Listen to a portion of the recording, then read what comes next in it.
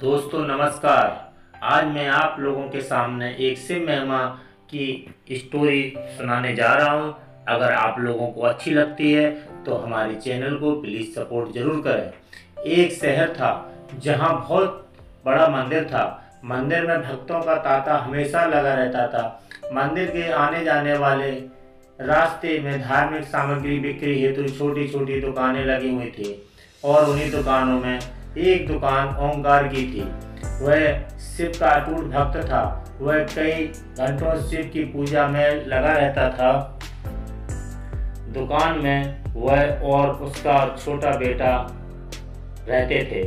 उसका बेटा कार्तिक, जो कि केवल 8 वर्ष का था। हालांकि कार्तिक दुकान के कामकाज साथ साथ अपनी पढ़ाई में भी बराबर ध्यान देता था, जिस वजह से वह अपनी सभी कक्षाओं में अच्छे अंकों से उत्तीर्ण होता आया था। ओंकार अपने बेटे से बहुत प्यार करता था। ओंकार की पत्नी कार्तिक को जन्म देते ही दुनिया छोड़ चुकी थी। बचपन से कार्तिक को ओंकार ने माँ और बाप दोनों का प्यार दिया था। कार्तिक अपने पिता का आज्ञाकारी बेटा था। वह घर के काम के साथ साथ दुकान का भी काम संभाल लेता था। उनकी जिंदगी बहुत मज़े से चल रही थी। लेकिन एक दिन नगर निगम का ऐलान होता है कि मंदिर परिसर से सभी दुकानें हटाई जाएंगी। इसका सीधा मतलब था जिसकी स्वयं की जमीन होगी वही वहां धंधा कर सकता है। ओंकार अपने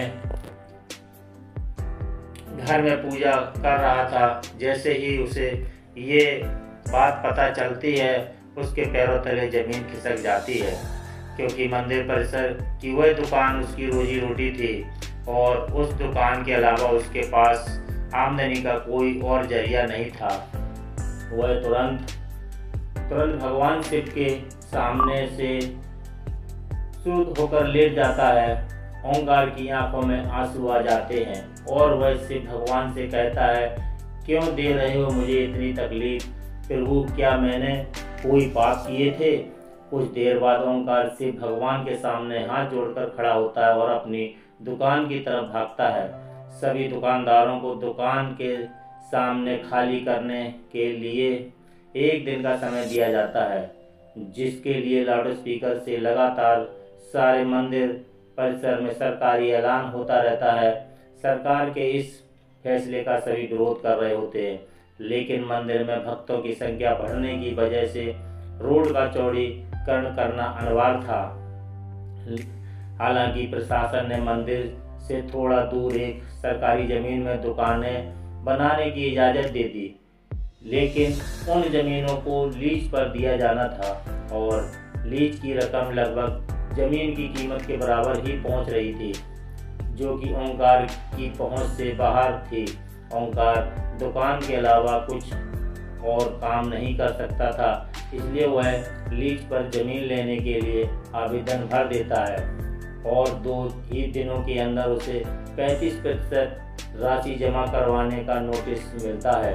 उसने कई सालों से दुकान से पैसे कमाकर जोड़े थे, लेकिन उसके पास लगभग आधी राशि तो उपलब्ध थी, इसलिए वह 2 दिन के अंदर 35% रकम जमा करवा देता है और बाकी का बचा हुआ 15 दिनों के अंदर जमा करवाने का समय दिया जाता है। ओंकार अपने बेटे से कहता है कि बेटा, हमें ये ज़मीन कुछ भी करके लेना होगा।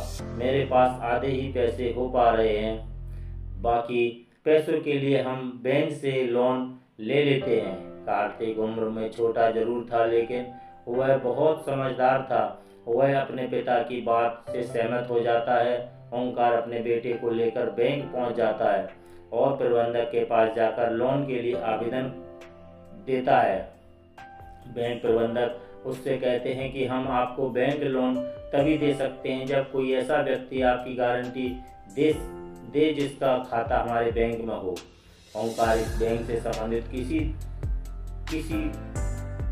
व्यक्ति को नहीं जानता था और ओंकार से पूछता है, क्या बात है, आप परेशान लग रहे हैं। ओंकार अपनी समस्या उसके सामने रख देता है। तभी वह व्यक्ति कहता है, बस इतनी सी बात है, चलिए मैं आपकी गारंटी देता हूँ, मेरा भी खाता इसी बैंक में है। ये बात सुनते ही ओंकार के चेहरे में चमक आ जाती है, वह जल्दी से अपने कागज लेकर बैंक के अंदर दोबारा चल देता है।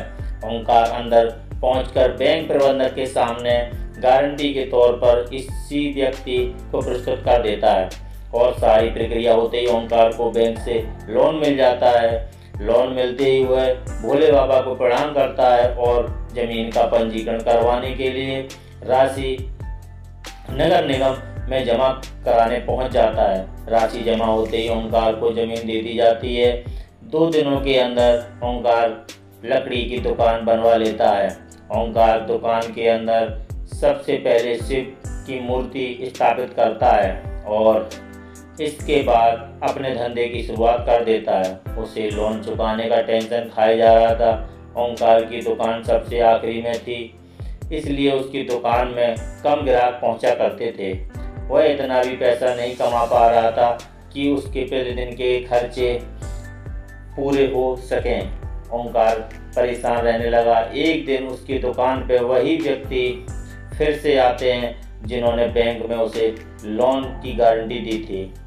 उन्हें देखते ही ओंकार अपनी दुकान में बैठने को कहता है और जल्दी से उनके लिए चाय नाश्ते का इंतजाम करता है। और जैसे ही वह व्यक्ति ओंकार से उसकी दुकान के हालचाल पूछता है तो वह अपना दुखड़ा रोने लगता है। वह व्यक्ति शिव की मूर्ति को नीचे रखे देख ओंकार कहते हैं, तुमने शिव भगवान को ऐसे क्यों स्थापित किया है? उनके लिए छोटा सा मंदिर बना लो, तुम्हारा कल्याण हो जाएगा। और इतना कहकर वह वहाँ से चले जाते हैं। ओंकार उस व्यक्ति के जाते ही अपने काम में लग जाता है। 1-2 महीने के अंदर ओंकार की हालत बदतर होने लगती है। वह कर्ज में डूबता जा रहा था, लेकिन उसके बावजूद वह शिव की पूजा में उतना ही समय देता था जितना हमेशा से देता आया था। एक दिन वह थोड़ा जल्दी दुकान पर पहुंच जाता है और दुकान की सफाई सब करने लगता है।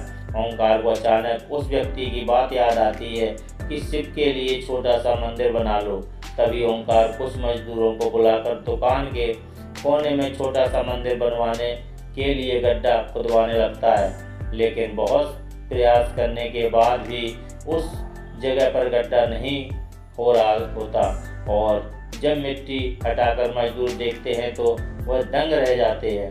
उन्हें एक विशाल शिवलिंग का ऊपरी हिस्सा दिखाई दे रहा होता है और जैसे वह किनारे किनारे मिट्टी हटाते हुए गहराई तक जाते हैं तभी सभी के पसीने छूट जाते हैं, क्योंकि वह कोई साधारण शिवलिंग नहीं था। इसका आकार बहुत विशाल था और इसका पत्थर फौलाद से भी मजबूत था। शिवलिंग निकलते ही दुकान के चारों तरफ से हजारों लोगों की भीड़ जमा हो जाती है। दूर दूर से लोग वहां शिवलिंग देखने पहुंच जाते हैं। शिव की इतनी बड़ी मूर्ति जमीन के अंदर से निकलते ही खनिज विभाग के लोग उसे जब्त कर लेते हैं। शिवलिंग को मंदिर की संपत्ति मानकर मंदिर में स्थापित कर दिया जाता है, लेकिन मूर्ति निकलने की वजह से ओंकार की दुकान की कीमत आसमान छूने लगती है। सभी ग्राहक उसी दुकान से सामान लेने के लिए लाइन लगाने लगते हैं।